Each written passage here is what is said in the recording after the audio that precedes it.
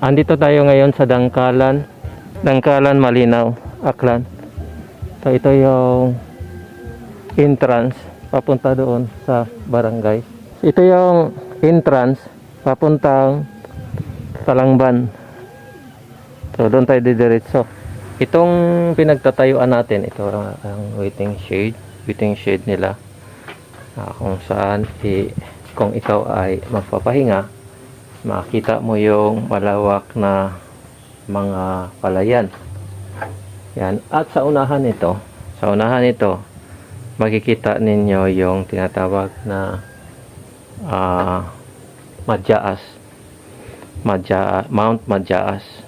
Yung nakita ninyo ngayon na natabunan ng ulap na bundok, yan ay Mount Madyaas, or yan yung mga inaakyat dito sa bandang Antique. Okay, so maganda yung location dito kung gusto mong magpahinga.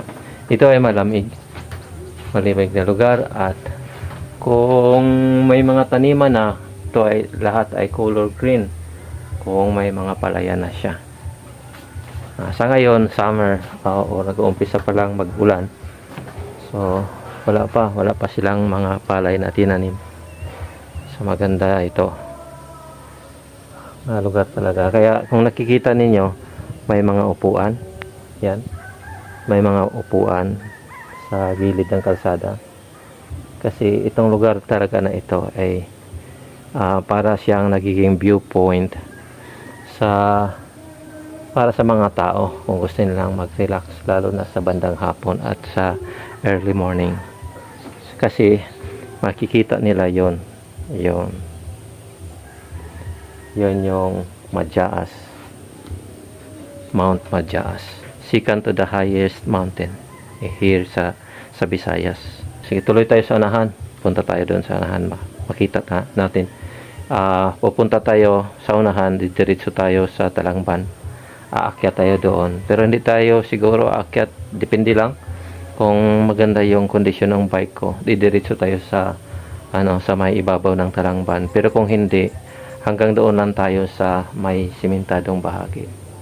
Sige, proceed tayo, let's go. Ito yung Barangay Dangkalan, Malinaw, Aklan. Yan, I love Dangkalan. Ito ngayon yung Talangban or entrance papuntang Talangban Hills. So dyan, aakyat tayo. Aakyat natin yung daanan na yan papunta doon sa unahan. So let's go.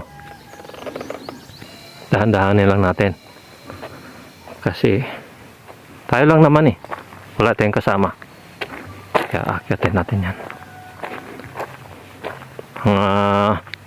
More or less mga 20 minutes, 15 to 20 minutes yung akyat.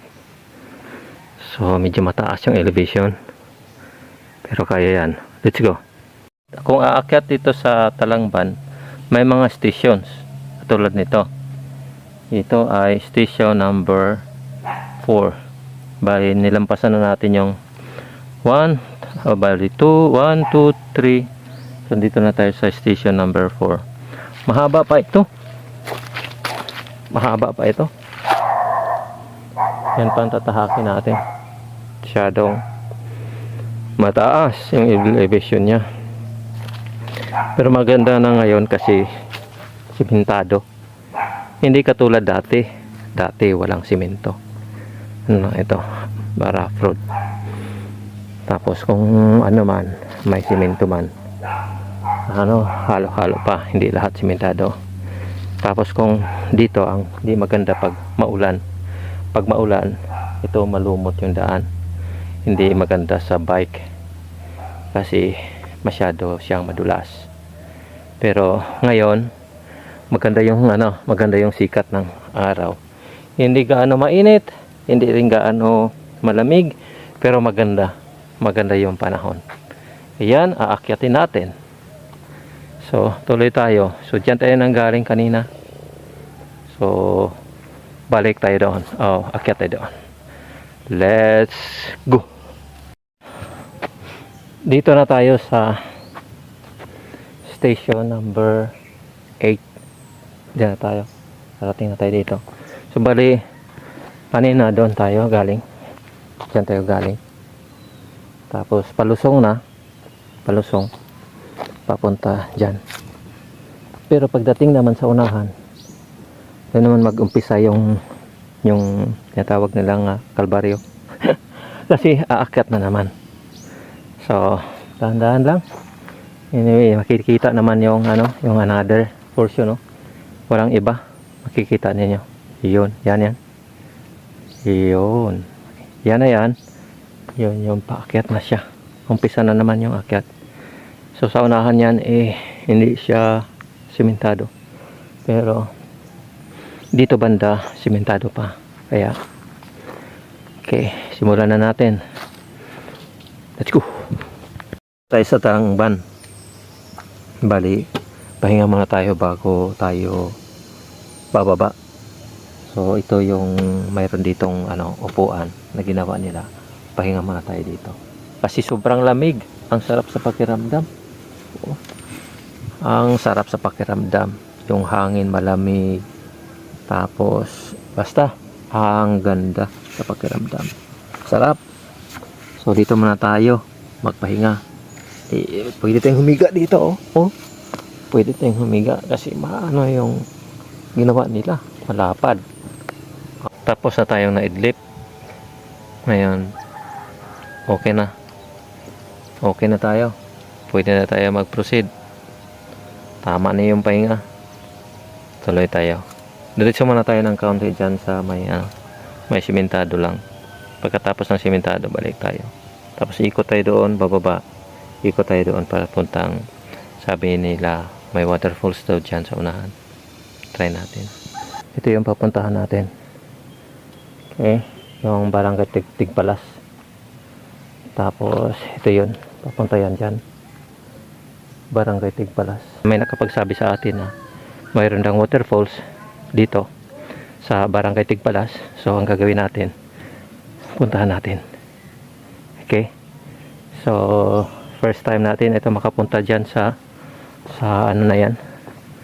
Tinatawag na waterfalls o daanan. Kaya, ang gagawin pa natin is hahanapin pa yung daanan na yan. So, it takes time pa bago natin mahanap. Sabi, sa unahan daw, mayroon sign papuntang falls. So, dyan daw sa banda sa unahan sa may crossing. So, titingnan natin, puntahan natin doon. Sige, let's go. Gawin natin doon. Papunta doon sa Barangay Tigpalas.